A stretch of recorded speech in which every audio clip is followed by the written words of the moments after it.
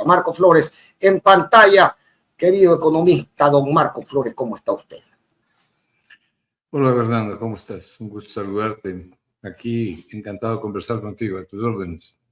Siempre el gusto es mío, querido Marco. Bueno, yo planteaba algunas cosas ayer, ¿no? Y esto lo hemos discutido contigo en alguna ocasión, sobre la necesidad de revisar el sistema de subsidios. Cuando el gobierno se agarra de la excusa de que los subsidios favorecen únicamente, había dicho hoy la ministra Rovira, o primordialmente a las mafias criminales y a los contrabandistas de combustible. Me parece un criterio algo limitado para justificar la afectación y sobre todo la no anunciada decisión, Marco, porque uno podría entender que siendo necesaria esta discusión es justamente eso, una discusión necesaria, no una decisión que sale de la noche a la mañana y que agarra por sorpresa a todo el país.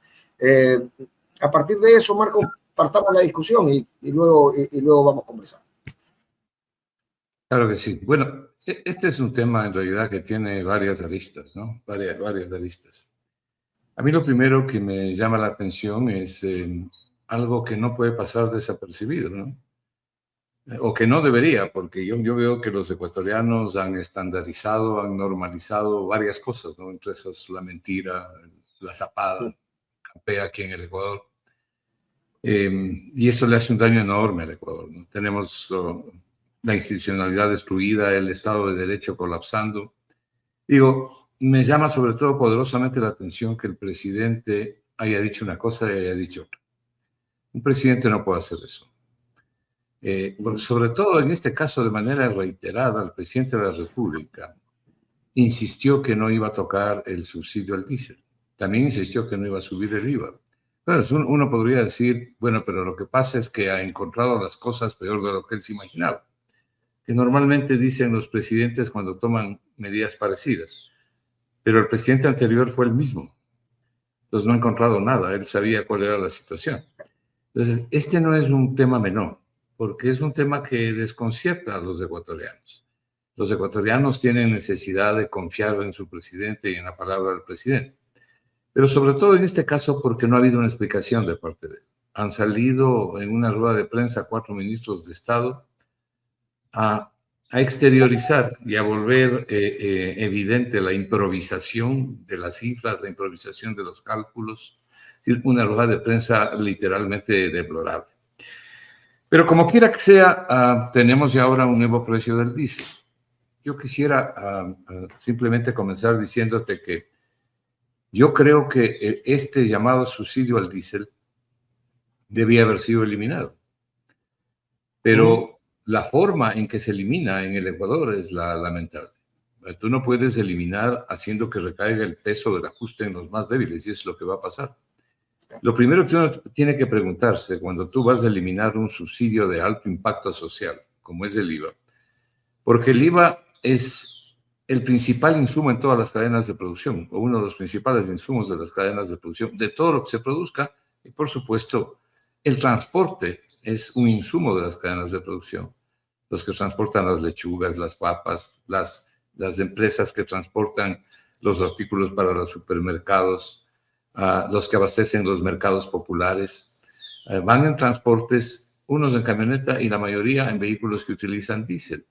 El transporte pesado es totalmente en diésel.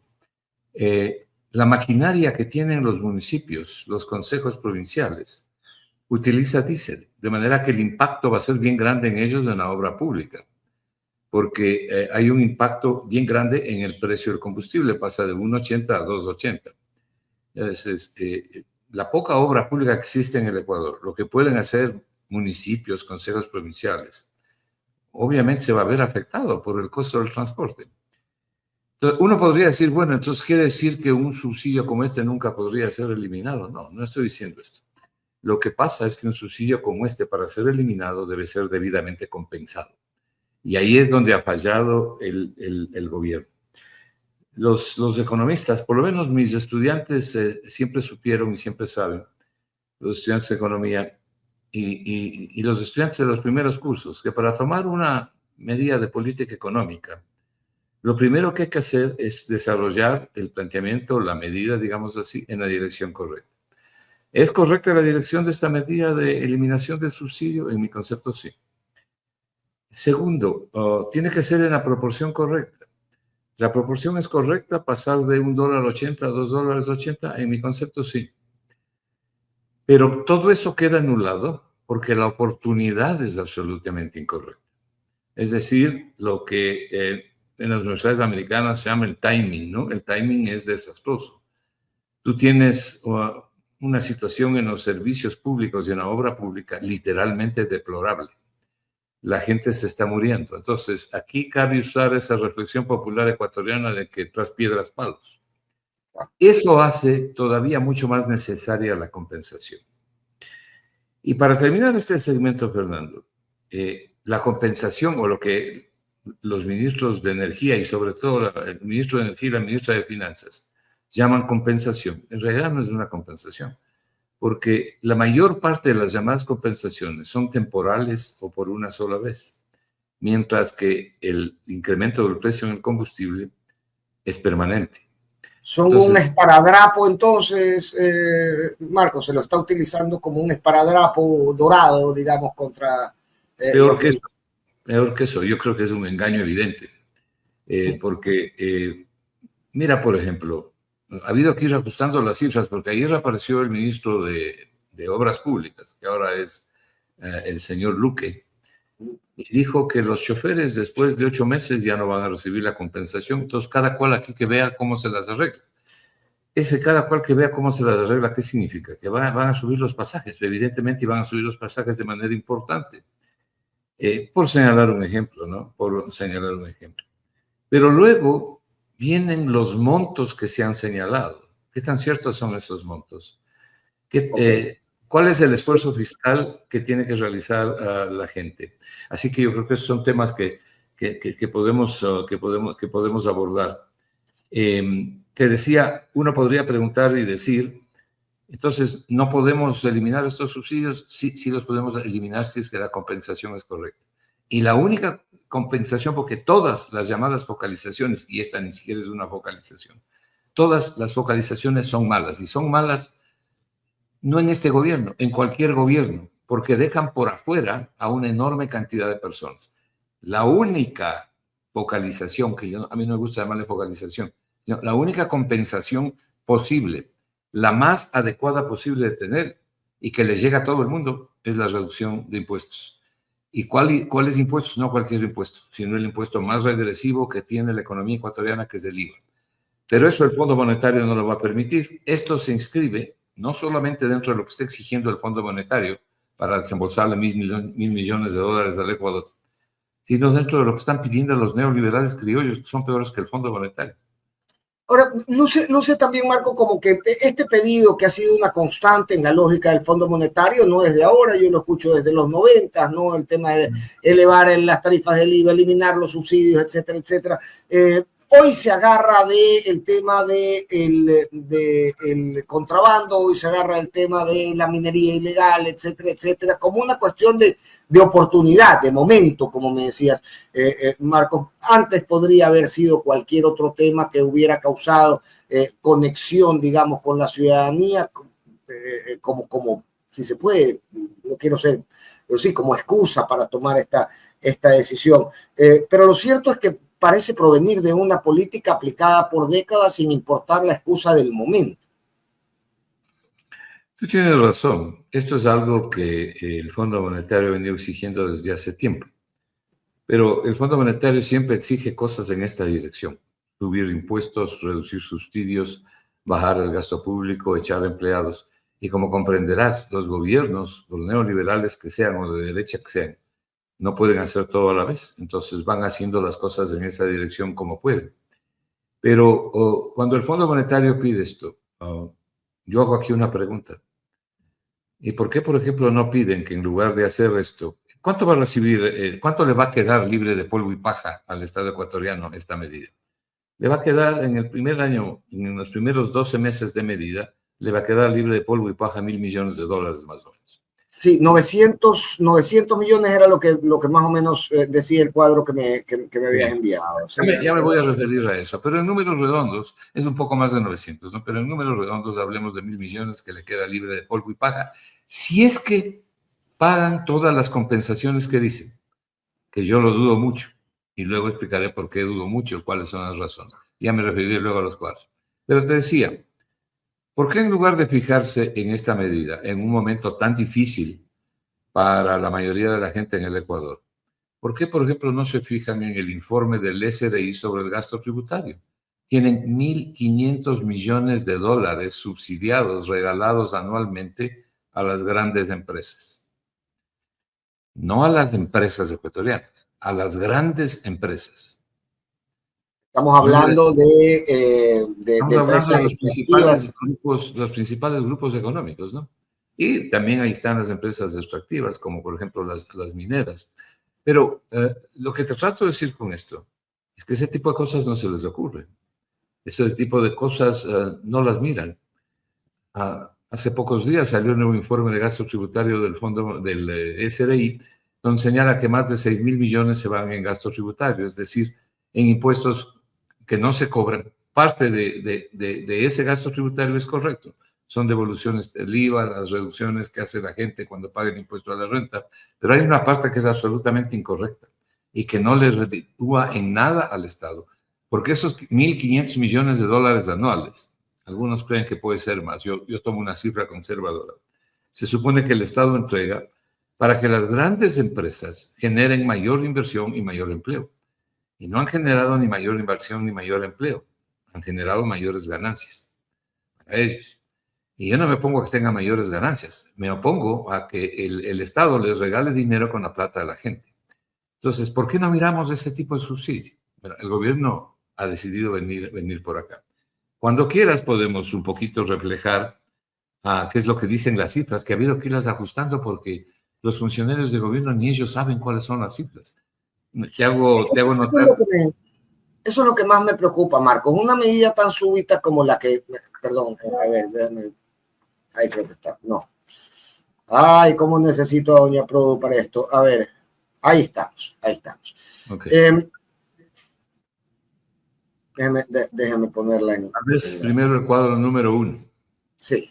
El anterior. Okay. El cuadro número 1. Ok. Mira, una de las cosas que es importante que la ciudadanía sepa es que la medida de pasar el diésel de $1.80 el galón a $2.80 le deja al Estado ecuatoriano una cantidad de recursos muy superior al costo del subsidio que dice que tiene el diésel, que dice el gobierno que tiene el diésel. Okay. Este cuadro que tú estás proyectando es un cuadro sacado de la página web del Banco Central. Entonces, en la columna de la derecha, ¿no? Porque esto refiere a la importación de diésel. Es la importación de diésel que realiza el Ecuador, obviamente a costos internacionales. En la columna de la derecha, el Banco Central establece la diferencia entre los ingresos y los costos, es decir, los costos por importación y los ingresos por la venta de ese diésel en el mercado local.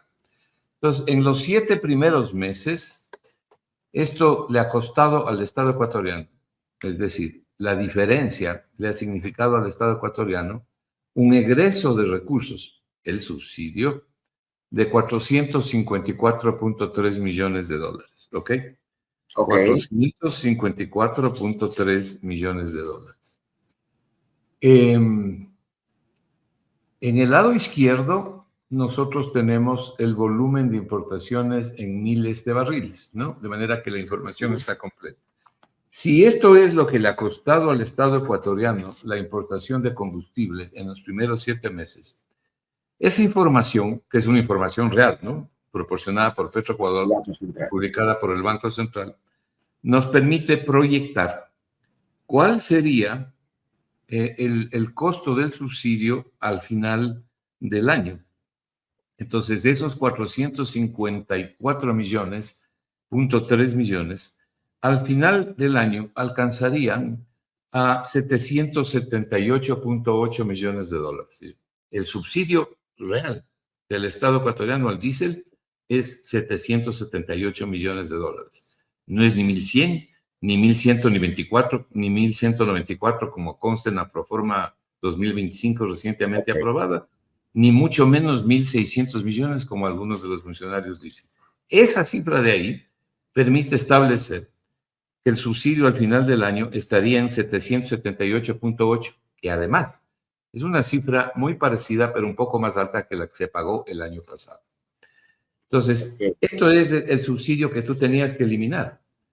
Pero cuando se sube el precio del combustible, es decir, se sube el precio del galón de diésel a 2.80, lo que el Estado va a obtener es una cantidad de recursos muchísimo más elevada. Cuando nosotros sacamos la diferencia entre lo que le va a costar el subsidio al Estado, estos 778 millones.8 que le va a costar en el año, y miramos lo que va a obtener en un periodo de 12 meses con el nuevo precio el Estado ecuatoriano, va a obtener 1.435.420 millones. O sea, 1.435.4 millones, 1.435.4 millones. El doble. El doble, por la venta del diésel que ha importado. Pero ese diésel que ha importado le ha costado o ha tenido en contra 454 millones. No sé si está claro lo que estoy diciendo. Sí. Okay. El Estado sube el precio del diésel y obtiene 1.435 millones. ¿Cuánto tiene en contra entre lo que costaba el diésel y lo que debía pagar el Estado? Bueno, tiene 778 millones. Pero el Estado, es decir, el decreto ejecutivo hace una cosa adicional. No solamente sube el precio del diésel importado, también sube el precio del diésel de producción nacional. Que no ahí voy. De esto se habla poquísimo, Marco. ¿Cuánto de la totalidad del diésel que circula en el país estamos en capacidad nosotros de producir? Porque al final y esto también te agradecería que me desasnes en este rubro, pero yo me da por presumir que uno de los primeros pasos para llegar a una decisión como la que se ha tomado es, si te está costando demasiado importar el diésel y tienes la capacidad de invertir para no volver a importarlo, sino producirlo internamente, debería ser uno de los primeros impulsos antes de tomar una decisión súbita como la que se ha tomado. Bueno, lo que pasa es que la capacidad de refinación del Ecuador no permite cubrir la demanda de combustibles. Entonces, claro, okay. ¿Qué porcentaje es de producción nacional hoy, Marco, para poder marcar esa diferencia en los costos que me decías? En este cuadro número 1, tú estás viendo que el volumen de importación está en la columna de la izquierda. Entonces, en los primeros 7 meses, ese volumen de importación ha sido 19.6 millones de barriles. Es lo que se importó en los primeros 7 meses. Al final del año estaremos importando aproximadamente un poquito más de 34 millones de barriles. Eso es la importación, ¿ok? Si te vas al segundo cuadro, al cuadro número 2, veremos cuál es la situación del diésel de producción nacional. Ok. En el diésel de producción nacional, que muestra el cuadro número 2, ok, mira lo que está en amarillo. Ahí está, bueno, este cuadro muestra los diferentes productos que refina el Ecuador, las cantidades.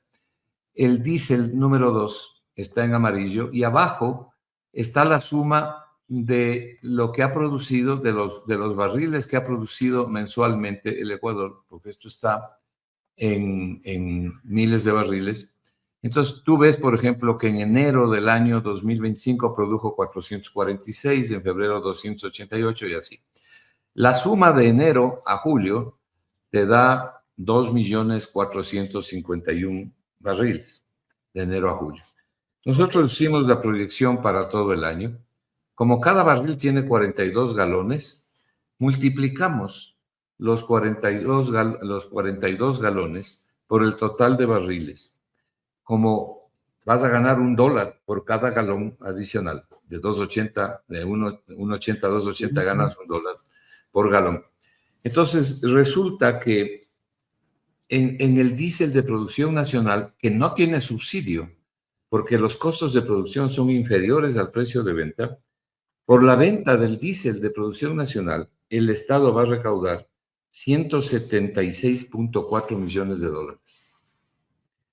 Cuando tú sumas lo que recauda el Estado por el diésel de producción nacional al nuevo precio y por el diésel de importación al nuevo precio, entonces tú tienes que sumar los dos valores anteriores, 1.435 millones, que es lo que obtiene por la venta del diésel de producción importada, y tienes que sumar 176 millones, que es este diésel de producción nacional, que también lo vende a precio de importación. Esto no es un subsidio, es un costo de oportunidad. Sumado estos dos valores, lo que obtiene el Estado ecuatoriano es 1.611 millones de dólares en un periodo de 12 meses. 12 meses. Pero ¿cuánto le habría costado el subsidio al Estado ecuatoriano? Bastante menos que esto. Bastante menos que esto. El año pasado le costó 850 millones. ¿Qué tienes que, como ya se ha eliminado el subsidio, qué le tienes que restar a este valor de 1.611 millones? Le tienes que restar las compensaciones. Las compensaciones, claro. ¿Ok? En el evento de que las compensaciones se cumplan y se desembolse en la totalidad el valor de las compensaciones. Entonces nosotros hicimos el cálculo de las compensaciones y tú tienes en números redondos si es que todas las ofertas se cumplen, lo cual es difícil. Bueno, yo creo que fundamentalmente les van a cumplir a los choferes, que ellos son como un estado aparte dentro del Ecuador, no son ellos y nadie más. Más o menos el costo estaría alrededor de 650 millones de dólares. Si tú restas los 650 millones de dólares del total que va a recibir el Estado ecuatoriano, entonces, en términos netos de lo que recibe por venta, menos lo que gasta por compensaciones, al Estado ecuatoriano le quedan libre de polvo y paja 961 millones. Bastante menos que los 1.500 millones que regalan a las grandes empresas todos los años. Pero al fin y al cabo, 960 millones de dólares. ¿De dónde salen estos 960 millones? De tu bolsillo, del mío y de la gente. Entonces, el problema es que las compensaciones no les llegan a los 7.4 millones de pobres, ni a todos los demás tampoco. Les llegan a muy pocos. Pero hablo del 7.4 millones de pobres que dice el INEC que hay en el Ecuador, porque ellos no tienen ninguna capacidad de ahorro. Entonces, cuando tú tomas una medida como esta, o le subes el IVA, como no tienen capacidad de ahorro, solo pueden hacer tres cosas, pues, Fernando, para defenderse de los nuevos precios. ¿Cuáles son esas tres cosas que pueden hacer? Reducen el consumo. No tienen ahorros para poder cubrir los nuevos precios. Alguien puede pensar que aquí la gente que está en pobreza multidimensional con gravísimas carencias, 7.4 millones de personas, puede ahorrar. Alguien puede pensar que de esos 7.4 millones, 5 millones viven con $3 diarios y 2 millones viven con menos de $1.70 al día. Nadie puede ahorrar. Pero encima de eso, tienen los servicios públicos en estado deplorable, sobre todo los de educación y los de salud. Bueno, la infraestructura básica también, pero lo más importante es salud y educación, y de esos salud, ¿no es cierto? Entonces, estas personas, te decía, solo pueden hacer tres cosas. ¿Cuál es la primera? Reducen el consumo. Bueno, no tienen para cubrir los costos de los nuevos precios. La segunda, degradan la calidad del consumo. Como suelo yo decir, le ponen agua a la leche. Degradan la calidad de la comida y en general de su vida. Y la tercera cosa es una combinación de las dos primeras. Entonces, esto no hay que buscar en el índice de precios. Esto hay que buscar en cómo se afecta el consumo de la gente. Entonces, cuando tú miras el consumo por deciles, resulta que los 2 deciles más pobres del Ecuador, deciles quiere decir dividir a la población en 10 partes. Entonces, los 2 deciles más pobres del Ecuador son los que van a aguantar el peso de esto. Ellos son los más perjudicados. Pero además, como te decía, este es un proyecto que no tiene compensaciones permanentes. Este es un proyecto que tiene algunas compensaciones que seguramente podrán cumplirse y no todas, y luego ya no. Entonces, cada cual tiene que ver cómo coge las peras, como se suele decir. Y eso ¿Cómo es, podría significarse una compensación adecuada frente a una decisión así, Mark? ¿Cuál sería una no correcta existe, no existe, primero esto no es una focalización. Esto es simplemente una compensación temporal, ¿no? En el cálculo que yo he hecho, lo único que no está considerado son el costo de los 1.200 tractores, y de los 600 motores fuera de borda, que los primeros ofrece para los agricultores de la tierra y los segundos para los trabajadores del mar. ¿Y por qué no he incluido yo esos costos? Porque el gobierno todavía no sabe cuáles son esos costos. Entonces nosotros hemos hecho algunos cálculos y por eso llegamos a la cifra de un costo de 650 millones al año. Hay un cuadro que también indica para la gente que esté interesada, que hemos preparado, que indica el costo de cada una de las compensaciones. Ese cuadro, no es ese, pero yo lo voy a mencionar. Ese cuadro incluye transporte para pasajeros. Estoy hablando de lo que dice el gobierno, ¿no? Yo no estoy diciendo que es lo que va a ocurrir, es lo que dice el gobierno que ocurrirá. Transporte para pasajeros, 220 millones. 55,000 nuevas familias se incorporan al bono de la pobreza, que aquí le llaman bono de desarrollo humano, son 12.5 millones al año. La devolución del IVA, 130 millones a adultos mayores. La devolución del IVA a los constructores inmobiliarios, 80 millones. Bonos raíces se llaman. 100,000 a 100,000 agricultores les darían $1,000. Esto da 100 millones por una sola vez. Es tal bonos raíces. Luego el crédito al transporte, a ellos sí les van a atender, porque ellos pueden paralizar las ciudades. Claro. 1.528 unidades recibirían 150 millones. Y apoyo al transporte especial, 30 millones. Ese transporte especial, por ejemplo, donde está el transporte escolar y algún otro tipo de transporte. Esto significa que las compensaciones, de acuerdo al gobierno, sumarían, sin incluir todavía los tractores y los motores fuera de borda, 722 millones. Pero te hago notar que la devolución del IVA a los adultos mayores ya existe desde hace varios años en el Ecuador. No poner... me llamaba la atención eso. Ayer veía una publicidad en YouTube justamente que ponían la devolución del IVA como uno de los efectos y yo me reía, ¿no? Porque decía, bueno, a ver, ya están utilizando cualquier cosa que ha existido siempre como para tratar de venderte esta idea como algo favorable para tu economía. La devolución del IVA, además, había estado atrasada, se reactivó durante los tiempos de campaña, Marcos. Es decir, se está utilizando como moneda de cambio para obtener el favor de los adultos mayores siempre que la ocasión se preste para ello. Sí, y la otra compensación y la otra devolución también ya existe. La que aquí ponen por 80 millones de devolución a los constructores inmobiliarios. Eso se aprobó o está en vigencia, en rigor, desde el 1 de enero del año 2024, cuando se aprobó la Ley de Eficiencia Económica y Generación de Empleo. Desde ahí ya existe eso. Pero no lo pueden poner aquí, porque es algo que ya existe, ¿no? Aquí lo que queda ver es dos cosas. Lo primero, ¿cuánto de todo esto puede cumplir el gobierno o va a cumplir el gobierno? Y lo segundo, hay que ver cómo reacciona la demanda del diésel. Si es que el diésel se sigue demandando en la misma proporción, porque las cifras pueden variar si demandas menos o si los precios internacionales suben, ¿no? Entonces, esto está hecho en función de los precios actuales, pero nadie sabe qué puede pasar con los precios del día de mañana, ni cómo va a reaccionar la gente con la demanda.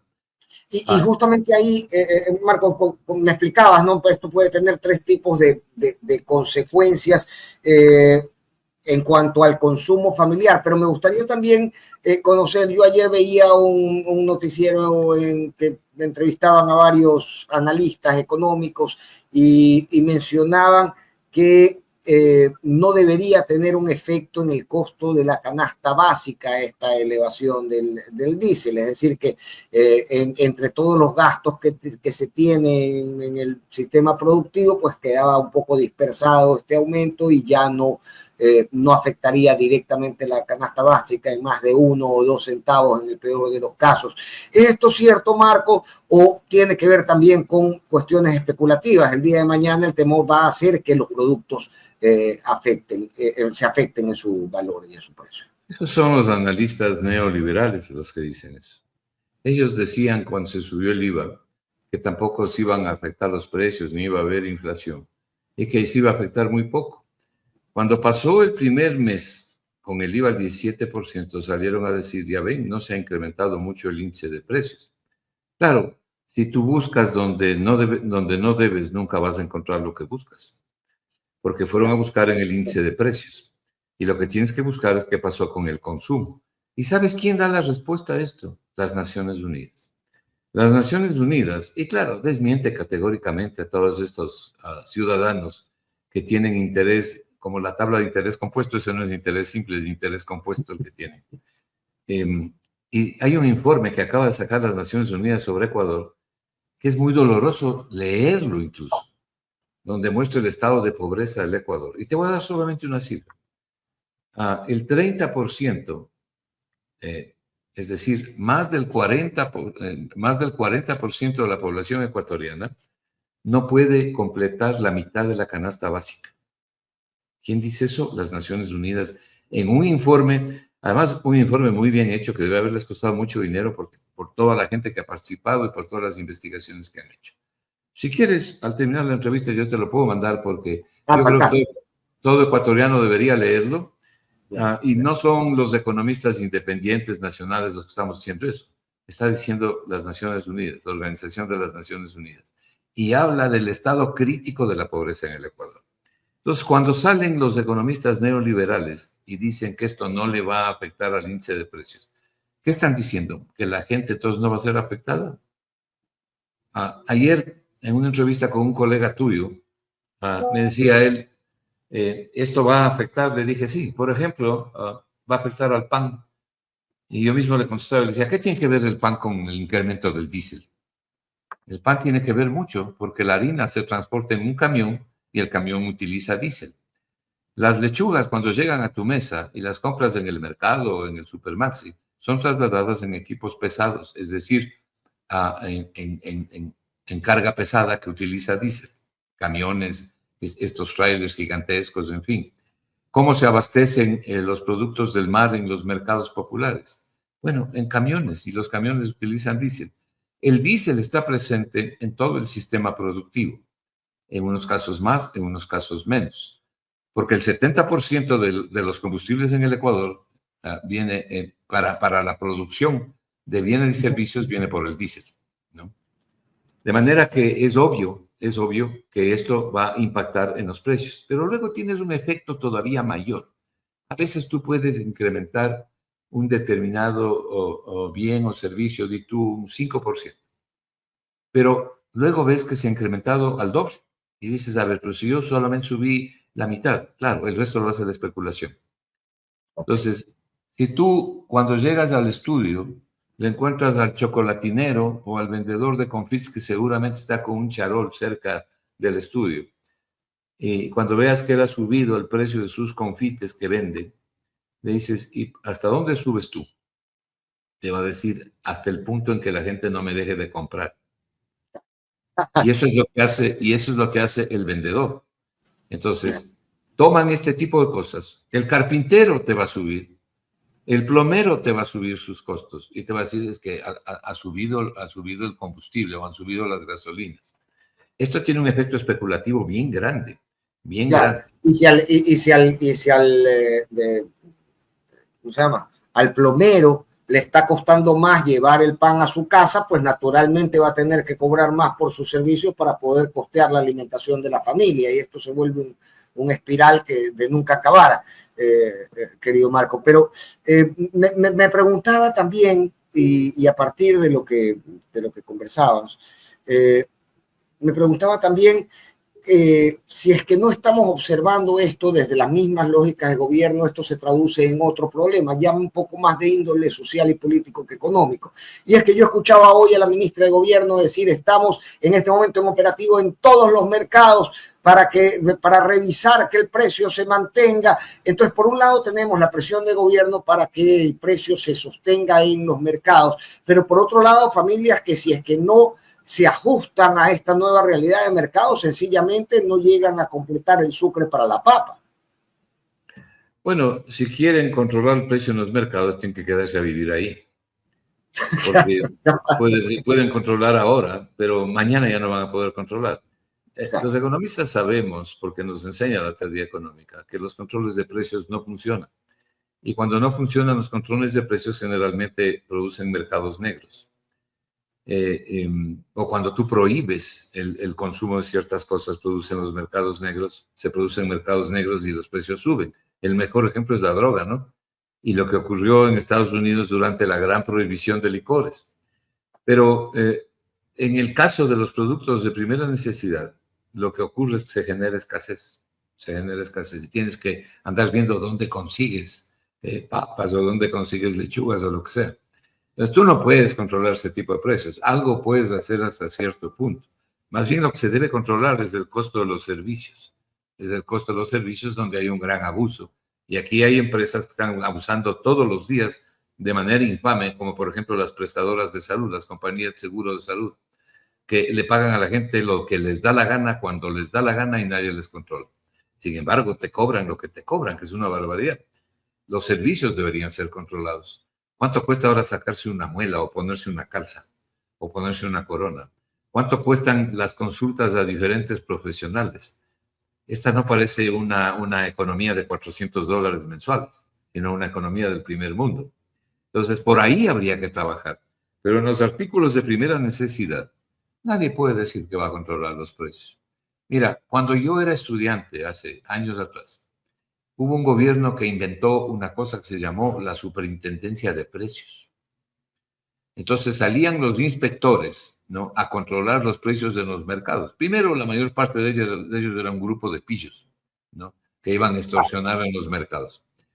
Y los que no lo eran, los que eran honorables, porque hay de todo en la viña del Señor, no podían controlar, porque tú vas y controlas ahora.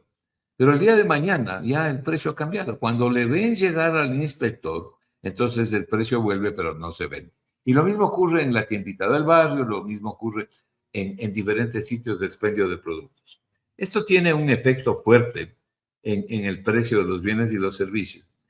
Y la desgracia es que en estos mismos momentos, como te mencionaba al inicio, tú tienes gente que está recibiendo todos los servicios públicos, están en estado deplorable. Pero la gente se está muriendo porque no se puede atender. Todos los días tenemos que leer estas noticias infames. Entonces, en un momento así, tú llevas adelante esta medida, bueno, estás liquidándole a la gente. Pero además la compensación no es la correcta. Por eso digo, el timing, la oportunidad no es correcta. ¿Cuándo tú tomas este tipo de medidas? Cuando la economía reacciona, está en crecimiento, la pobreza se está reduciendo, el empleo está aumentando. Luego tienes otro aspecto que es necesario considerar, Fernando, y que evidentemente no se dice en todos estos análisis, ¿no? ¿Qué hacen las empresas cuando les suben los costos de producción? Bueno, el incremento del costo de producción en todo o en parte, generalmente en todo, lo pasan al precio de venta, ¿verdad? Entonces, ¿quién termina pagando eres tú? Es decir, el consumidor. ¿Por qué? Porque las empresas dicen, me está costando producir, me cuesta ahora más, así que voy a incrementar el precio de venta. Y eso tiene a su vez tres efectos. Bueno, los dos primeros es que perjudicas la competitividad y la productividad. Y las empresas pueden tener tendencia de vender menos con precios más altos, ¿no es cierto? Por ley de oferta y demanda. Pero hay empresas que no pueden trasladar lo que ellos quisieran trasladar al precio de venta cuando les suben los costos de producción. Y no en el Ecuador, en todo el mundo. ¿Qué hacen ellos? Echan a la gente a la calle. Entonces tiene un impacto enorme sobre el empleo y se genera mayor subempleo y desempleo. Tú ves a grandes empresas, por ejemplo, en Estados Unidos y en países del primer mundo, que sacan a la gente en grandes cantidades para abaratar los costos, es decir, para que sus costos de producción bajen. El factor más sensible de los costos de producción es el salario. Entonces, aquí las empresas no van a contratar más trabajadores y anda a saber cuántas de ellas van a sacar trabajadores. Probablemente no tanto a los trabajadores formales, pero te pongo un ejemplo. Claro, claro. El carpintero que tiene, como se llaman aquí, 3 oficiales, o que tiene 2 oficiales ayudándole en las tareas de carpintería, o el mecánico, le dice, te vas a tener que ir porque han subido los costos y yo subo más los precios, entonces no voy a poder vender, tengo que rebajar aquí el empleo. Y ese chico no va a LinkedIn a buscar otra oferta laboral, ese chico se regresa al barrio popular a los peligros que así mismo es, que representa vivir ahí, claro. Entonces, esto tiene varias ramificaciones, ¿no? ¿Qué es lo que nos salva de esto cuando tomamos este tipo de medidas? El crecimiento económico. Pero la economía ecuatoriana no ha crecido los últimos 8 años. Y luego tenemos un grave problema, que es el problema de la exclusión y de la pésima distribución del ingreso. Me explico lo que estoy tratando de decir. Cuando tú miras cuál es el ingreso per cápita de los ecuatorianos, en términos nominales, es decir, en dólares del año, que no es la forma de medir, sino en dólares reales, pero en términos anuales, es un poquito más de $6,000 al año. Es el ingreso per cápita, ¿ok? Pero ese es un promedio. Ese es un promedio. Ahí están los que ganan mucho dinero, los que ganan poco y los que ganan muy poco y los que ganan cantidades medianas. El promedio de todos ellos, es decir, escoger el PIB y dividir para los 18.100.000 habitantes que hay en el Ecuador. Dividir el PIB para este da $6,000 al año más o menos. Pero resulta que tú tienes al menos 7.4 millones de ecuatorianos viviendo con menos de $5, $3 y $2. Entonces están bajo el promedio. El promedio esconde la realidad de la pobreza. Esos son los mayores perjudicados con una medida de este tipo porque no tienen posibilidad de defensa. Y la economía tiene que preocuparse sobre todo de ellos. De todos, pero sobre todo de ellos. Ahora, se nos presentan cifras macro y se nos presentan, por ejemplo, en ocasiones, destinos para el dinero recaudado, ¿no? Que lucen como destinos tremendamente importantes, valiosos para la ciudadanía. Ok, apruébame los casinos, que yo esto lo voy a dedicar para atacar este grave mal de la desnutrición infantil. Entonces, uno dice, bueno, si no apruebo los casinos, el asunto es que van a haber niños muriéndose de hambre. Lo mismo en el caso de IVA, si no apruebo el incremento de 3 puntos en el IVA, lo que va a suceder es que las mafias criminales se van a tomar el país. Y aquí vienen 2 preguntas, Marcos. ¿Qué tanto puede ya en una condición extrema de supervivencia económica de las familias ecuatorianas vender este discurso? Eso como primer punto. Y segundo, ¿qué tan cierto puede ser? Ahora se revelaba que de lo recaudado por el IVA se pagaron, por ejemplo, parte de los bonos que se dieron antes de campaña. Es decir, si todo esto va a la cuenta única del Estado, ¿cómo podría uno auditar que efectivamente, o asegurarse, digamos, de plano, que efectivamente esa decisión consultada al pueblo ecuatoriano, en el caso de los casinos o de el IVA, o en otros casos inconsulta, como esta del diésel, derive efectivamente hacia las causas sociales que el gobierno dice que va a derivar ese ingreso? No solo que no ha derivado en el pasado cuando tú te refieres al IVA, sino que tampoco va a derivar de aquí en adelante y te voy a decir por qué, te voy a dar las razones. Y solamente quiero resaltar que las cifras que yo menciono siempre son las cifras oficiales. Yo no me invento cifras ni hago cálculos imaginativos, ¿no? ¿Cuánto le dio al Estado, cuánto le da al Estado ecuatoriano en términos anuales el incremento de 3 puntos en el IVA? Y esas son las cifras del SRI, $1,600 millones. Pero el IVA comenzó a partir de abril del año pasado. Entonces, quiere decir que le dio el año pasado 1.200 millones, porque fueron 3 trimestres los que se utilizó ya un IVA del 15%. Ahora, en este año tienes que sumar 1.600 millones. Entonces, tú vas a tener ahí 1.600 por un lado y 1.200 por otro lado, 3.200 millones. Mira la cifra. La Asamblea aprobó una resolución o una decisión, o como se quiera decir, en donde consta que esto era para la lucha contra la delincuencia, la guerra interna que se había declarado. Entonces tú tienes ahí 1.200 más 1.600, 2.800. ¿Alguien puede creer que ha ido 2.800 millones al combate, a la guerra, si los policías están en el estado que están? Hay un cuadro del Ministerio de Finanzas anexo al presupuesto del Estado que habla que para seguridad han ido 100 millones y lo que han recibido son 2.800.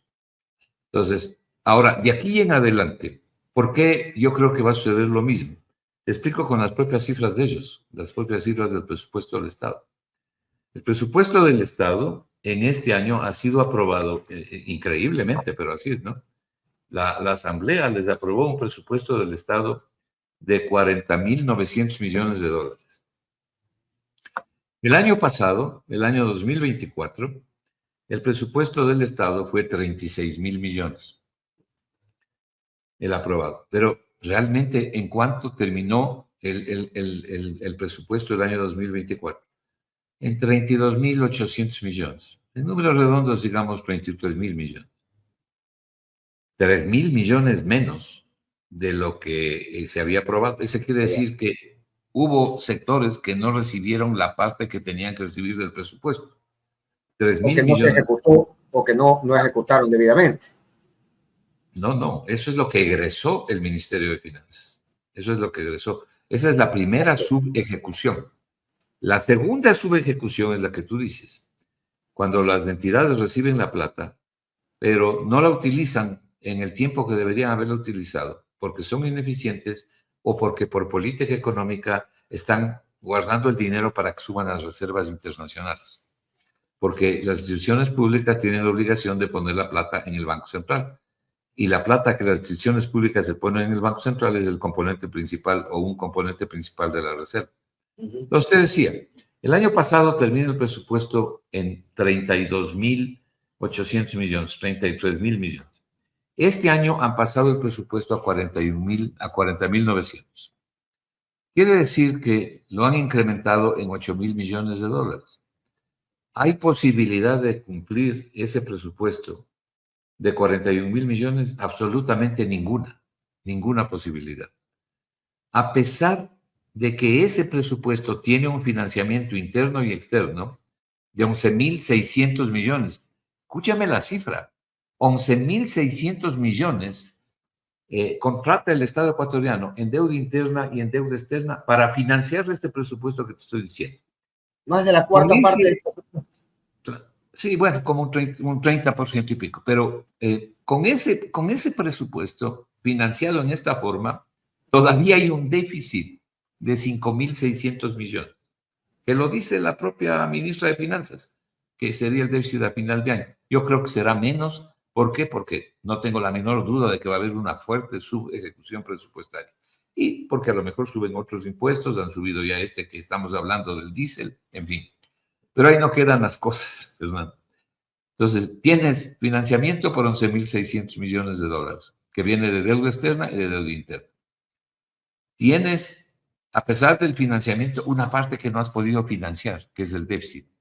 5.600 millones, dice el Ministerio de Finanzas. Y luego, cuando tú miras los ingresos, hay una bola de aproximadamente otros 5.000 millones que están contando como ingresos, encima de esos ingresos de capital, pero que no existen esos ingresos. ¿Y asignados a qué, Marco? ¿A potencial inversión extranjera? O sea, ¿de dónde saldrían esos 5.000 millones que no pueden surgir de la nada? Eso consta en el propio presupuesto del Estado. Entonces, la ministra, la señora o señorita ministra, ¿qué dice? Dice que esa plata va a venir de las concesiones petroleras que se van a hacer y de la entrega y la concesión del oleoducto de crudos pesados. Y que las empresas concesionarias que van a recibir de los campos hidrocarburíferos y que van a recibir el oleoducto, va a dar un anticipo, como dicen los ecuatorianos, a buena cuenta de lo que tienen que pagar. Van a dar un anticipo y esos anticipos van a sumar en números redondos 5.000 millones de dólares. Yo aquí te hago notar lo siguiente. Para que eso suceda, la gente en el Ecuador debería declararse sordomuda y no decir nada. Porque cuando trataron de hacer eso con Sacha, la gente se opuso y no lo pudieron hacer. Pero supongamos que la gente se declare sordomuda y que nadie diga nada. Bueno, dicen que van a recibir de anticipo por la entrega de los oleoductos crudos pesados 750 millones. Ya no es ni anticipo, no es lo que recibirían, la prima que recibirían 750 millones por dar la concesión de los oleoductos crudos pesados. Paralelamente, los técnicos de Petroecuador dicen que en el periodo de la concesión el Estado ecuatoriano perdería 2.000 millones, solamente te hago notar. Pero ¿qué más dicen? Que por la entrega de los bloques hidrocarburíferos se recibirían los otros 4.000 y pico. Pero falta 3 meses y medio para que termine el año. Van a recibir eso de aquí a 3 meses y medio, van a terminar los procesos de licitación para poder entregar los campos de hidrocarburíferos. Entonces, la ministra de Finanzas toma estos valores y los incluye como ingresos de capital en el presupuesto del Estado, es decir, valores que no existen. Ahí lo que habrá que restar a ese hueco, en definitiva, de 5.600 de déficit y estos otros 5.000, lo que le va a quedar al Estado por el incremento del diésel, que no va a ser solamente 961 millones, porque los 961 millones es si es que cumplen con todas las ofertas. Yo no creo que se va a cumplir con todas las ofertas. Entonces, probablemente le va a quedar un poco más de 1.000 millones de dólares. Pero si cumple con todas las ofertas, entonces a este hueco le restamos 1.000 millones de dólares en 12 meses. Entonces, todavía tienes un hueco de 9.500 millones de dólares, ¿no? Por eso es que yo te estoy diciendo que no hay forma de pensar que las cosas presupuestariamente se van a arreglar para los pobres.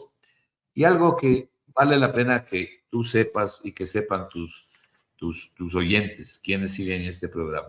Porque como eres un periodista enterado, me has hecho las preguntas que no me hacen ni siquiera los economistas cuando me reúno con ellos. Y créeme que te felicito por eso. No es una lisonja, porque yo no doy lisonjas a la gente inteligente, no necesita. Pero es la verdad, ¿no? Y por eso estas entrevistas son lo que son.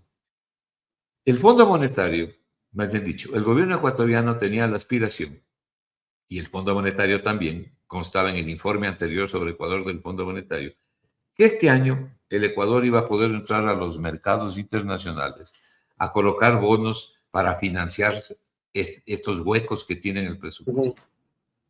Pero el Fondo Monetario en el informe último de julio dice que este año no se va a poder hacer porque el riesgo país no ha bajado lo suficiente y que entonces calcula que el próximo año el Ecuador podrá hacer una emisión inicial de 1.000 millones de dólares. Alguien me preguntó el otro día, ¿y a usted no le parece bueno que baje el riesgo país? Y lo que yo le contesté fue, ¿a qué costo? Porque nosotros podemos poner el riesgo país en cero, pero eso sería en el cementerio, porque si nosotros ponemos el riesgo país en cero, tenemos que paralizar al Estado, ¿no? Y tenemos que paralizar toda la economía. De hecho, te doy un ejemplo muy concreto. En este año, el plan anual de inversiones del presupuesto general del Estado de este año está en 2.500 millones. Yo tengo la cifra aquí de cuánto se ha usado hasta el mes de julio. De los 2.500 hasta julio, 145 millones. O sea...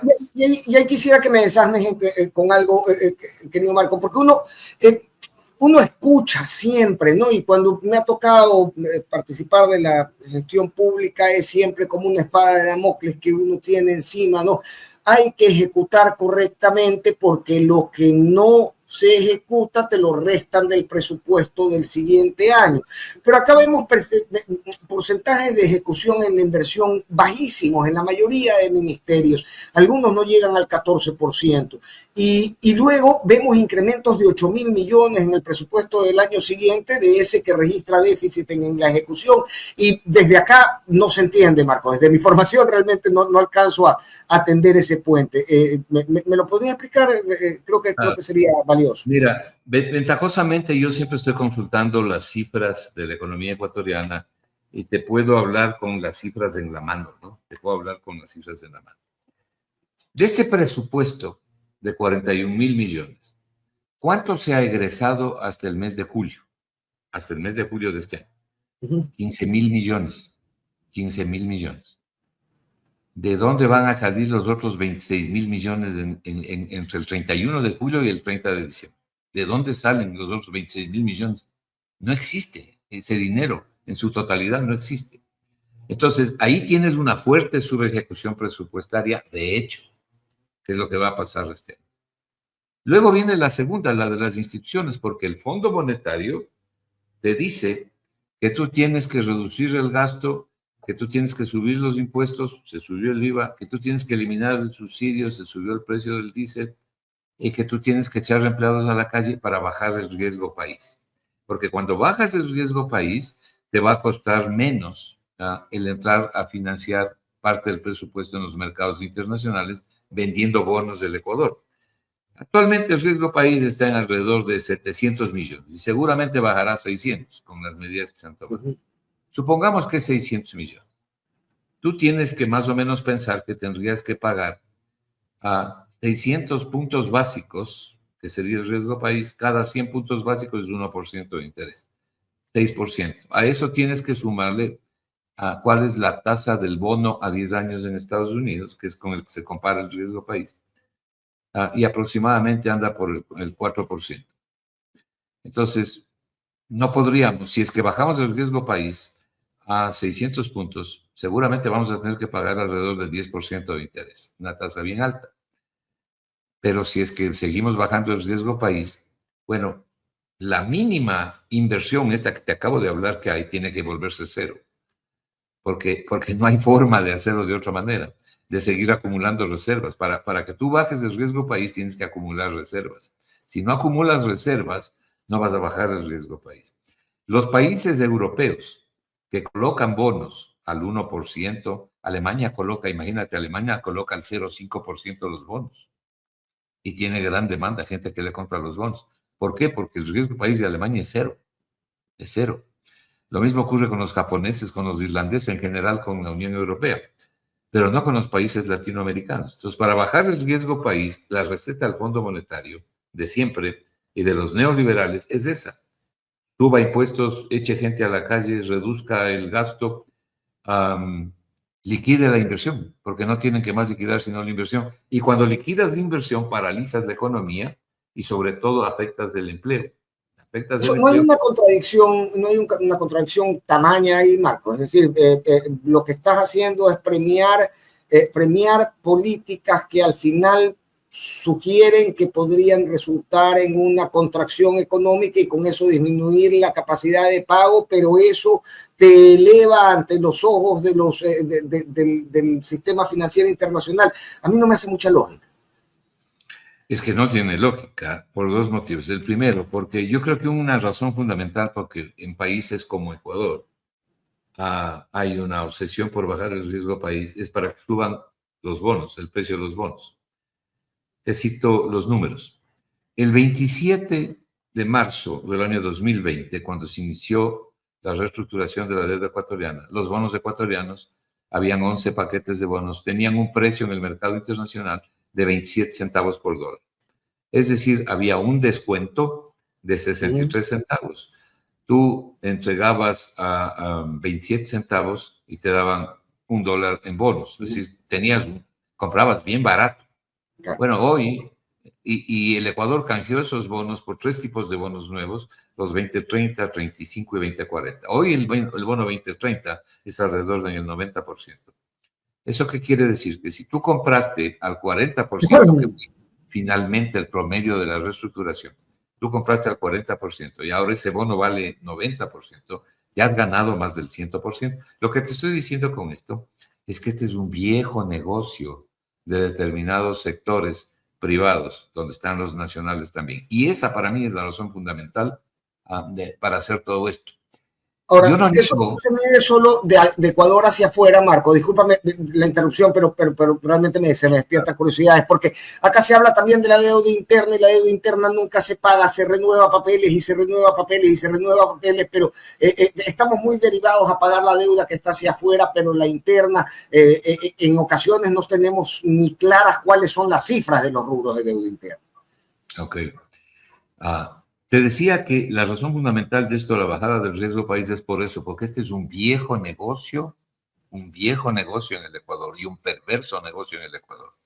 Un perverso negocio que a la gente le cuesta sangre, sudor y lágrimas. Y yo no dudo que habrán economistas y habrán gobiernos que honestamente quieren bajar el riesgo país para entrar a los mercados y financiar el presupuesto. No se puede lograr mucho por ahí, ¿no? Luego, te quiero decir por qué es un absurdo concentrarse en el riesgo país. Es un absurdo porque para bajar el riesgo país has matado a la población ecuatoriana de clase media, media de ingresos medios y de esos medios bajos, y a la gente pobre. Le has destruido los servicios públicos. No hay inversión, no hay obra pública. La gente no puede atenderse en los hospitales. Más de 400,000 niños y jóvenes no tienen matrícula en colegios y escuelas. Es decir, has liquidado las posibilidades de progreso de la gente y tienes una enorme masa pobre. Entonces alguien podría decir, pero ahí en los mercados internacionales nos podemos financiar. Yo preparé un cuadro con una información del Banco Central y te puedo señalar lo siguiente. La información le pertenece, los datos le pertenecen al Banco Central. ¿Sabes cuánto tiene el Banco Central en el exterior? En los llamados activos netos en el exterior. El Banco Central tiene un cuadro de activos netos en el exterior y publica regularmente cuánto es el saldo que tiene en el exterior, los activos netos. ¿Qué incluyen esos activos netos? Papeles, oro y Bueno, reservas. básicamente la Reserva Internacional, el oro que tiene el Banco Central. Y son netos porque a eso les resta los pasivos, lo que debe el Banco Central. Entonces, en el neto, el Banco Central tiene más o menos 10,000 millones de dólares. ¿Ok? Una de las cosas que hay que hacer es sustituir en el Ecuador la deuda externa por la deuda interna, como hizo Japón. El 98% de la deuda japonesa es deuda en yenes. Y el Banco Central de Japón es el que más interviene en la economía de mercado entregando financiamiento. Mira lo que te estoy diciendo. Entonces, en vez de ir a suplicar a los mercados internacionales por 1,000 millones de dólares en bono, que para que te tengas acceso a los mercados tienes que literalmente matar a la población ecuatoriana, mi propuesta alternativa, ¿cuál es? Cambiar la ley, pues, de esta que pusieron y decirle al Banco Central, dele al Estado ecuatoriano 1,000 millones de dólares de esos activos que usted tiene, que además no son suyos, sino que es de todos los ecuatorianos, ¿no? Y de quienes forman parte de la Reserva Internacional. Dele 1,000 millones de dólares, yo le voy a entregar bonos, pero ponga una condición al Estado, es decir, al Ministerio de Finanzas. No le dé para cualquier cosa. No le dé para pagar sueldos, tampoco para pagar deuda externa. Exija lo que usted, Banco Central del Ecuador, exigía antes cuando había buenas juntas monetarias. Dígale, señor Estado, o señor gobierno, como dice la gente, yo le voy a dar esta plata, pero usted va a usar esta plata en crédito a la producción, a los agricultores, por ejemplo, al sector agrícola, al sector pesquero. Usted va a utilizar esta plata en infraestructura básica para generar empleo en obra pública. Usted no va a usar esta plata para pagar intereses ni para contratar burocracia. Entonces, establezca una condicionalidad y entregue 1,000 millones. Podría ser un poco más, pero me quedo en los 1,000 millones. Y deje de ir a rogar en los mercados internacionales que le presten 1,000 millones, porque para prestarle le exigen que usted liquide la inversión pública en el Ecuador y que tenga la gente en el estado en que le tiene. Eso es buena economía, pero no es economía neoliberal. Y al final termina por tener un aterrizaje mucho más útil que esto de utilizar esos 1,000 millones para tapar bocas en forma de bono, ¿no? Y es lo que hizo el Banco Central durante 80 años, ¿no? Hasta que el neoliberalismo llegó al Ecuador. Entonces sacaron una ley, eso más, en las postrimerías del gobierno del señor Moreno, sacaron una ley que se llama de defensa de la dolarización. Mira, el Ecuador, en el Ecuador hay tal cantidad de mentiras, pero hay una mentira que es la mentira mundial del Ecuador. Es la más grande mentira que tiene el Ecuador. Que si tú tocas algún dinero de la reserva, porque una cosa es que en 10.000 millones te presten 1.000 millones y otra cosa es que vayas a vaciar la reserva, ¿no? Claro. Entonces, las abuelas decían, no te acerques al santo tanto que te queme la vela, ni te vayas tan lejos que no te alumbre. Entonces, hay proporcionalidad en economía, hay sentido común, hay responsabilidad fiscal. Entonces, 1.000 millones no le pasa nada a la Reserva Internacional. Pero la gran mentira, la mentira mundial que hay en el Ecuador, ¿cuál es? Que si tocas la reserva pones en peligro la dolarización. Cualquier economista medianamente bueno te va a decir que es una gran mentira y que no tiene nada que ver la una cosa con la otra. Es como que alguien te diga, tú le preguntas a alguien qué hora es y te conteste jueves. No tiene nada que ver. Son los flujos de recursos que salen del Ecuador y que ingresan al Ecuador, los que hay que mirar para ver cómo está la plata de la reserva. Y te estoy diciendo que hay activos netos del Banco Central de 10.000 millones. Los bancos tienen sus propios activos, el sistema financiero tiene sus propios activos. Eso es buena economía y es ir sustituyendo la deuda externa por deuda interna. Pero lo que estamos haciendo, de paso, Fernando, de los casi 90.000 millones de dólares, que es la deuda total del Ecuador, el 65% es deuda externa. Ahí está una de nuestras tragedias. Ahí está una de nuestras tragedias. Y lo que están tratando es de conseguir más deuda externa cuando se pueden utilizar los recursos propios de la economía. En este orden de cosas, de buscar mayor eficiencia en la economía y utilizar los mismos recursos, también entra el seguro social. Las modificaciones se deben hacer. Por ejemplo, a mí me parece que es una buena idea que el BIES funcione con las reglas de un banco de inversión, porque eso quiere decir que tiene que tomar las normas llamadas de Basilea. Lo que pasa es que en esa ciudad se establecieron ciertas normas para garantizar de mejor manera a los depositantes. Entonces las normas han ido cambiando, Basilea 1, Basilea 2, Basilea 3, ahorita están acercándose a la Basilea 4, pero el Ecuador está bastante lejos. Los bancos de inversión funcionan con normas estrictas para que los depositantes no corran riesgos innecesarios y no pierdan su dinero. Entonces, eso es bueno como un banco de inversión y eso es bueno para el seguro social. Pero al seguro social le prohibieron invertir. Mira, el seguro social tiene un presupuesto de más de 10.000 millones anuales. La mitad de ese presupuesto, un poquito más de 5.000 millones, vienen de las aportaciones de los trabajadores y empleadores. La otra mitad viene de lo que recoge el seguro, entre eso de las inversiones. Las inversiones que el seguro ha hecho con el Estado ecuatoriano le ha dado hartísima plata, porque los bonos que en su momento le colocó el Estado ecuatoriano le pagan más de 7% de interés. El seguro social tiene un promedio de 700 millones literalmente congelados en el Banco Central. Ese es el saldo. Tú ves, por ejemplo, cuánto tenía el seguro en enero del 2025. Más de 700 millones. ¿Cuánto tiene ahora? Un poco más de 700 millones. El promedio es más o menos 700 millones. El Banco Central toma esa plata, lo mete en la reserva e invierte en el exterior. ¿Y cuánto le toca de eso al Seguro Social de rentabilidad? 0,3%. 0,3%. ¿No te parece lógico que habría que cambiar la ley para que el seguro pueda hacer inversiones seguras en el exterior? Y no digamos que corra riesgos y tenga una inversión que le reditúe 7%, pero por lo menos sí puedo tener una inversión segura con 4 o 5%, que es 10 veces más de lo que está obteniendo ahora. Eso se llama eficiencia financiera. Ahora, ¿cómo se bloquearía la posibilidad de que esto también fuera una fiesta? Porque si el día de mañana llega un peregrino gerente del IES y decide comprar acciones como inversión para el fondo del IES, como inversión de una petrolera extranjera, y hacer el negocio del siglo. Exactamente. Porque esas cosas son solamente producto del negocio del siglo, ¿no? Bueno, para eso son las normas de Basilea. Porque tú no puedes dar juego libre para que hagan lo que les dé la gana. Por ejemplo, mira, en el tema de la cartera, yo discuto con mis compañeros, veo que la gente está totalmente opuesta, por ejemplo, a que las grandes, no sé si totalmente opuesta, pero hay una oposición marcada, las grandes cooperativas se transformen en bancos. Yo estoy a favor de eso.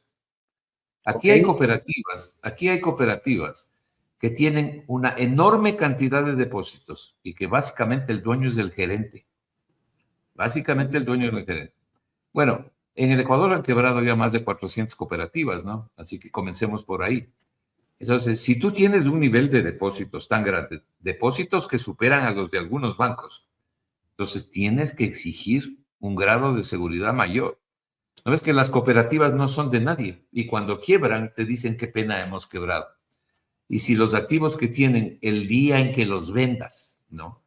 Te ayudan a pagar, pagarán a una pequeña parte de los aportantes, de los depositantes, pero no alcanza para el resto. Y nadie se hace cargo de esto porque ¿de quién es la cooperativa? De todos los cooperados, o sea, de los que están perdiendo. Pues tú tienes un fulano ahí que es el gerente y es el dueño de la fiesta. Eso es lo que ha ocurrido con grandes cooperativas que quebraron. Entonces, yo creo que la idea de que las grandes cooperativas se transformen en bancos es una buena idea. Entonces dicen, dibujando la frontera, ¿dónde? En la capacidad de invertir, en la captación de recursos, es decir, ¿qué? Si los recursos llegan a cierta dimensión y ya requieren otras supervisiones, entonces la transformamos en bancos, o si la línea de negocios en la que están realizando inversiones y están dando crédito es determinada por alguna ley o algo, a partir de ahí se la considera banco. ¿Dónde se marcaría la frontera? En la seguridad, en los niveles de seguridad para que los depositantes no pierdan la plata. En el respaldo. Porque, claro, más que en el respaldo, porque mira, en los bancos ecuatorianos, en el sistema financiero ecuatoriano, hay más de 70.000 millones de dólares. Los otros 20.000 están circulando por todo lado, ¿no? Circulan en efectivo. La economía ecuatoriana tiene una liquidez de 95.000 millones. 75.000 millones están en poder del sistema financiero, fundamentalmente los bancos. Pero los bancos, en el mejor de los casos, tienen 25% de ese dinero para responder. Y así funciona el sistema financiero en todo el mundo, porque los bancos reciben plata y se supone que tienen que dar crédito para hacer negocios. No son hermanas de la caridad. Están ahí para hacer negocio y para impulsar el sistema productivo. Entonces, en el IES, por ejemplo, fíjate tú, cuando yo digo estas cosas, me dicen, te has vuelto gobiernista. Cuando critico al gobierno, me dicen, te has vuelto correísta. Entonces, yo lo que digo es, piensen lo que les dé la gana. Lo que estoy hablando yo es de análisis económico. Yo no pertenezco a partido político alguno, ni mucho menos. Y hablo desde el punto de vista del análisis económico. ¿Ok? Entonces, a mí me parece bueno, me parece positivo, me parece saludable, porque la superintendencia de bancos, mira, con el respeto que merecen las instituciones, acuérdate lo que pasó en el feriado bancario y en la crisis bancaria. Quebraron 16 instituciones y de los bancos que crearon, la calificación era AAA de acuerdo a la superintendencia de bancos. Y nos dijeron, la calificación es AAA y la gente perdió esta vida y la otra, ¿no? La gente perdió brutalmente su dinero. Y caímos en la dolarización, que produjo una devaluación masiva, y las personas que tenían una jubilación de 1.000 sucres recibían $4. Bueno, eso me parece bueno por seguridad, pero también me parece bueno otra cosa, que veo que también hay oposición, seguramente me van a decir gobernista por eso, ¿no? A lo mejor por las otras cosas que te he dicho me van a decir correísta, pero así es de esto. Mira, lo nutritivo es pensar conversar con gente que tiene la capacidad de pensar por sí misma, y eso es lo que le digo yo a mi audiencia siempre. Y nos caen los mismos golpes. Un programa se me cargan los correístas, otro programa se me cargan los... Me imagino, claro. Pero de este punto quisiera añadirte algo que me parece sumamente importante. El gobierno ha planteado la posibilidad de que la cartera del BIES pueda ser negociada, ¿verdad? Entonces yo escucho a buena parte de la gente que dice, se quieren robar la plata del BIES. Y esa plata la hemos aportado nosotros, cierto. Habrá gente que a lo mejor se quiera robar, ¿no? pero la idea es buena, si es que la sabes implementar. ¿Por qué? Porque el BIES tiene, primero, la pregunta que hay que hacer es, ¿qué cartera quiere usted negociar? ¿La cartera incobrable, la cartera difícil, la incobrable o la que está cobrando? ¿Cuál quiere negociar usted? Entonces, el secreto de todo esto está en las reglas del juego que tú plantees. Mi preocupación, ¿sabes cuál es mi preocupación? Que quienes estén a cargo no tengan ni el conocimiento ni la honestidad intelectual para proponer las reglas correctas, tipo Basilea.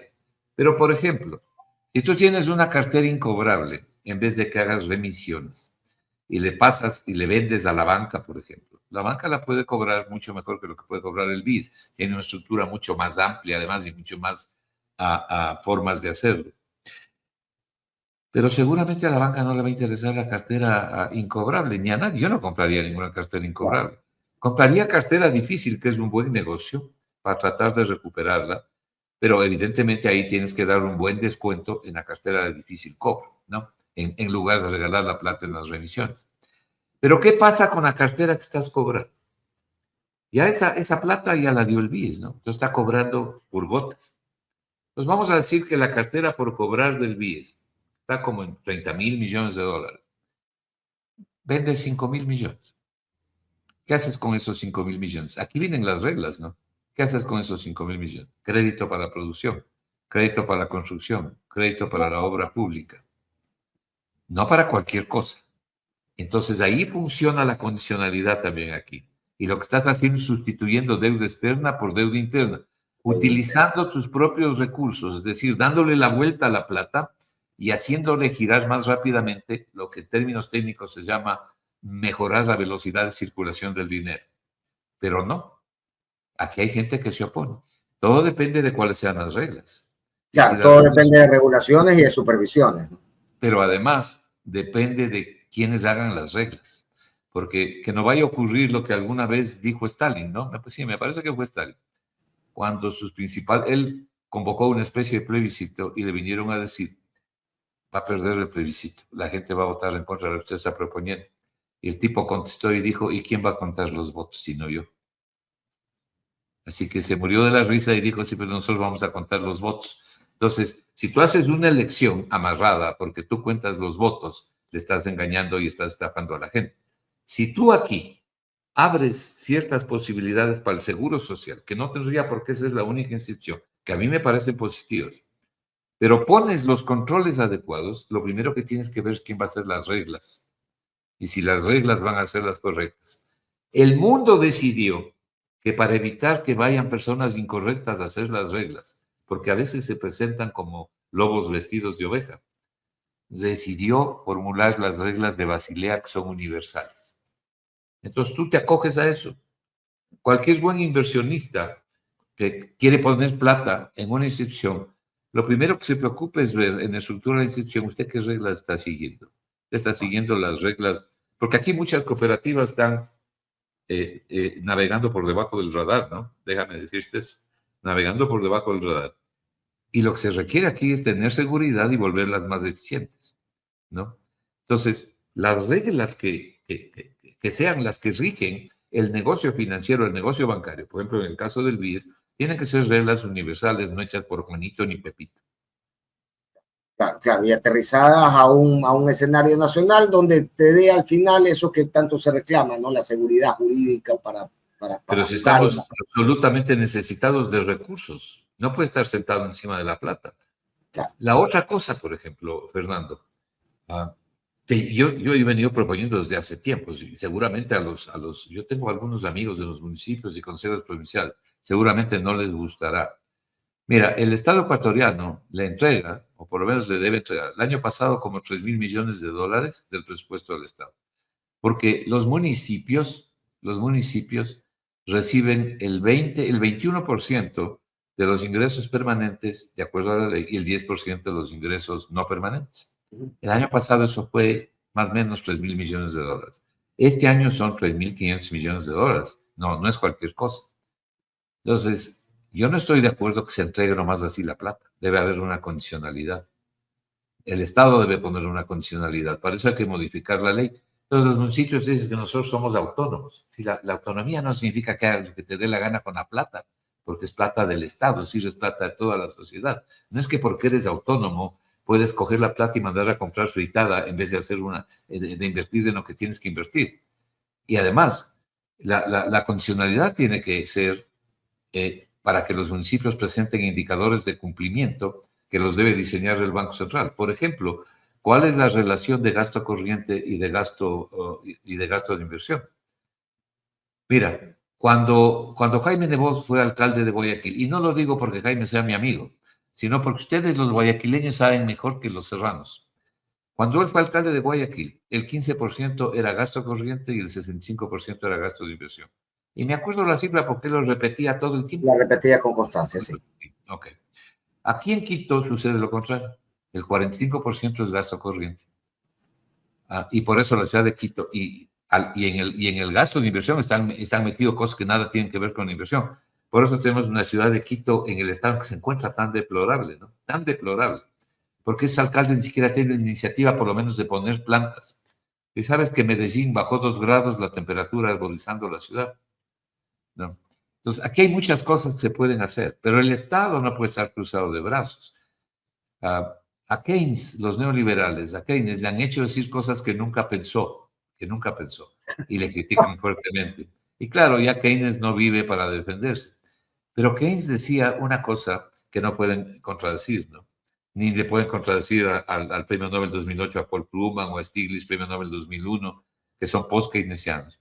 Keynes decía, no hay que matar el mercado, no hay que matar el capitalismo, lo que hay que hacer es regularlo, no matarlo, porque es parte importante del proceso productivo. Entonces, el secreto está en el equilibrio, en el equilibrio, y ese equilibrio solo viene de una regulación que no te crucifique ni entorpezca la inversión, pero que tampoco te permita hacer lo que te dé la gana. Por ejemplo, una mala medida que ha tomado el gobierno es caerles con el 12% a las empresas sobre las utilidades no distribuidas, porque eso tiene un impacto bien grande.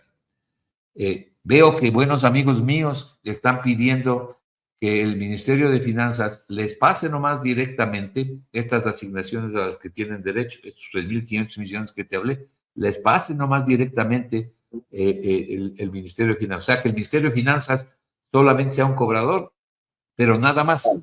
Pase de manos. Claro, pase de manos.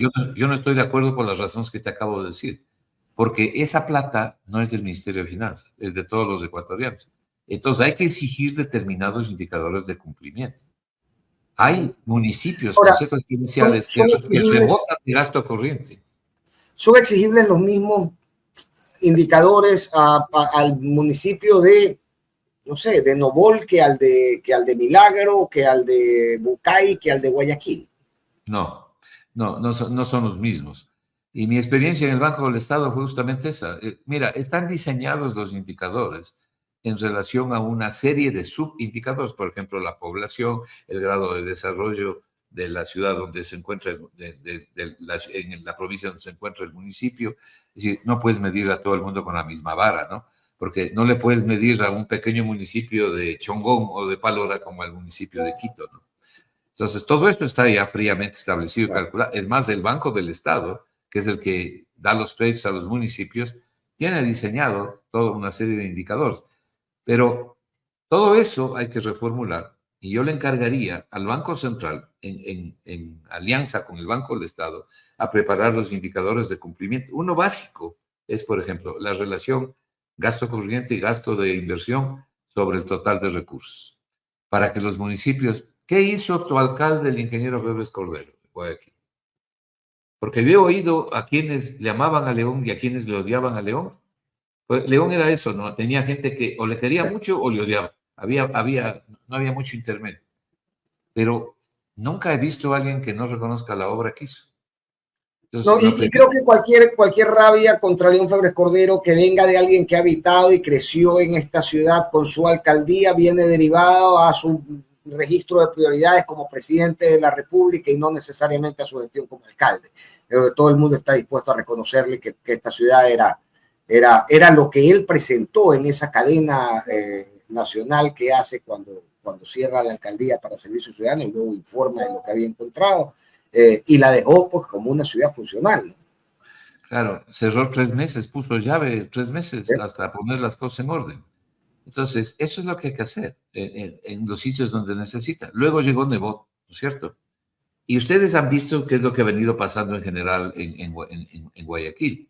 Bueno, los indicadores de cumplimiento. Por ejemplo, yo le escucho a Jaime Nebot, a mi buen amigo Jaime, que él a menudo dice, esta plata, dice el Estado, no tiene por qué meterle mano porque la ley les asigna a los municipios y consejos provinciales y deben entregar rápido y directamente a municipios y consejos provinciales. Claro, tiene razón desde el punto de vista legal, pero no desde el punto de vista, en mi concepto, desde el punto de vista del manejo de la política económica. Previamente deben haber indicadores de cumplimiento. Estás entregando plata que pertenece a toda la sociedad. No es que es de los municipios, no, es de la gente. No. Ahora, nuevamente las alarmas en nuestro tercermundismo, ¿no? Si los indicadores los revisa el propio banco, que es el que, o el propio Ministerio de Finanzas, que es el que luego hace las asignaciones, ahí hay un elemento que puede servir para manipulación de manipulación política de los alcaldes.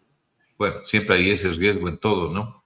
Pero, y desgraciadamente en el Ecuador es así, pues. Porque si tienes un alcalde que hace oposición o que opina en contra de determinadas cosas que hace el gobierno dice, a este no le giren la plata. Claro. Entonces, eso tampoco puede pasar. Para eso viene la otra parte de toda esta historia, la institucionalidad y el Estado de Derecho que el Ecuador no tiene. Por eso es que el Ecuador no avanza ni mejora, y avanzan muy pocos y mejoran muy pocos. Los cambios que requiere el Ecuador son realmente importantes.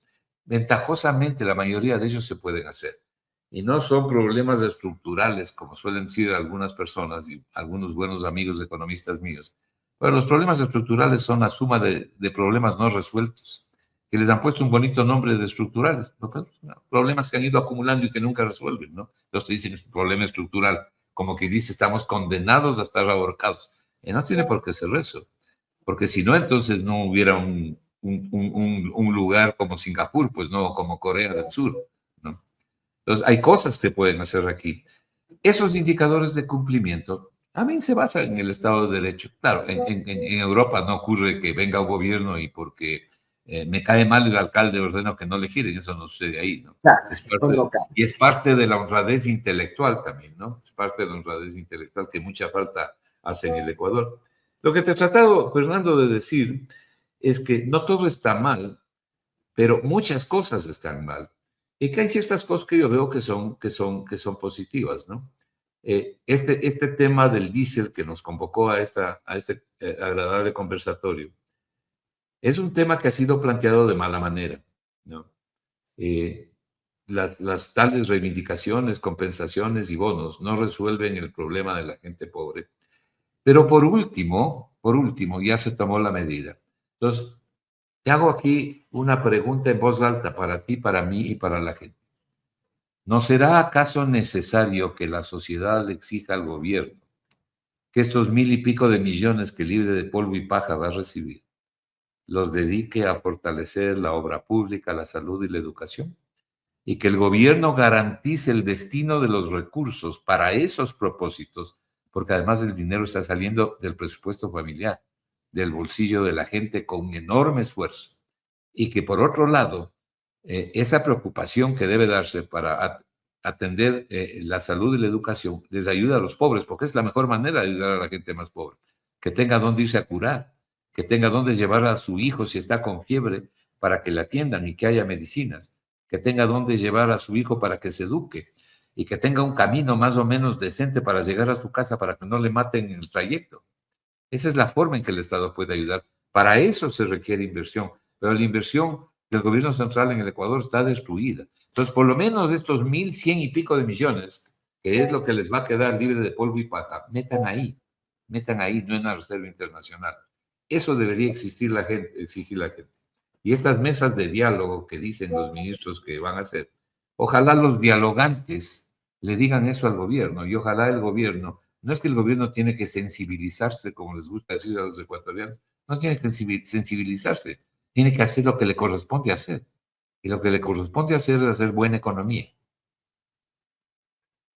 Bien. Bien, bien.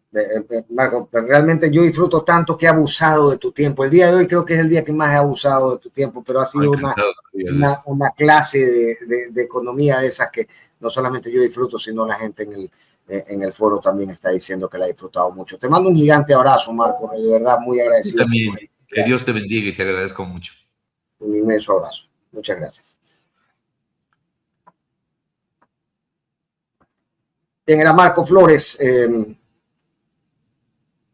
un economista de aquellos que tienen la capacidad didáctica de explicarte qué es lo que está pasando. Y yo disfruto muchísimo.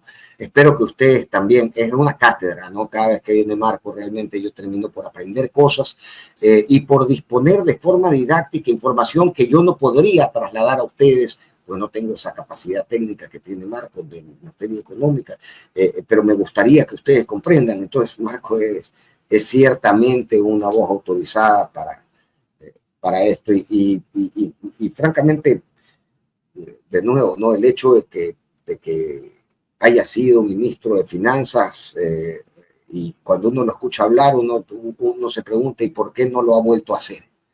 ¿Por qué no ha vuelto a ser ministro de Finanzas Marco Flores en este país? Ojalá en algún momento podamos verlo nuevamente implementando toda esta lógica de alto contenido técnico, pero de profunda empatía también que aplica a la economía, teniendo siempre como prioridad el aterrizaje en mejores condiciones de vida para los seres humanos y no únicamente el fomento del capital por ver crecer ceros a la derecha de una cifra.